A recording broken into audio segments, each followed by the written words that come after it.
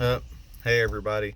One of the things that I've been doing at church and in life altogether is that I'm trying to learn more about the Bible as a Christian. I want to increase my knowledge base, and it just so happens that the Bible study that my church is doing, it every week we talk about a story, and we learn it and talk about the principles of it, and then we share it with people. And so I've been practicing on Tammy, and a couple times out in public I've been able to bring it up, but it's difficult to do, to talk about faith, because some people are so opposed to being held accountable for their sins. But anyway, so the story this week, and if you want to end this video because it's going to be a story from the Bible, then I'll pray for you. But anyway, it's about a centurion that had a sick servant, and he wanted Jesus to help.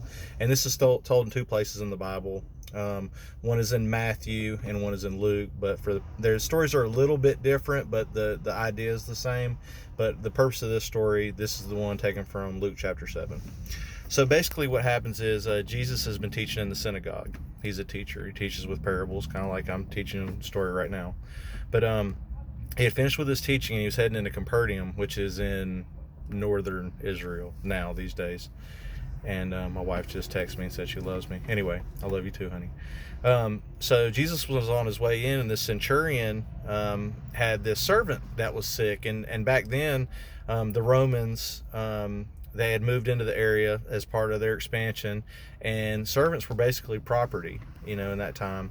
But it said that the servant the centurion felt that the servant had value, and it implies that it was more than just typical property, like he actually cared about the well-being of this person.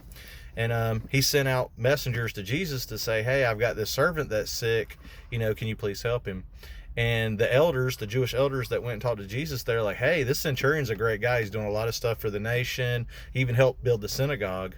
And so they wanted Jesus to come, and Jesus started to head that way. And before he could even get to the house, the centurion's like, Jesus is I don't need him to come to my house. I'm not worthy of Jesus coming to my house. So he sent his friends out to stop him in the road, and was like, hey, I command people. I tell my people what to do, and they do it, just like you command people and they do it. I have this respect for you.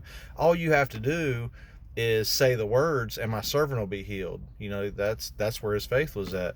And Jesus marveled at the man's faith. And I don't know too many places in the Bible where it said that Jesus marveled over the faith of somebody, but in this case he did. And Jesus is like, nowhere in Israel. And he turned around and he talked to the group of people that were following him, which I'm sure at this time was starting to get pretty big because of the miracles he was doing, because of his teaching. And he said, nowhere in Israel have I seen this kind of faith. And so you can tell the centurion, the servant will be healed. And before the friends could even get back to the centurion, the servant was healed. And that just goes to speak of the power of faith. And this isn't in the Bible, but I heard the first thing that the servant said when he woke up is Epstein didn't kill himself. So that's up for debate, but the rest of it really isn't.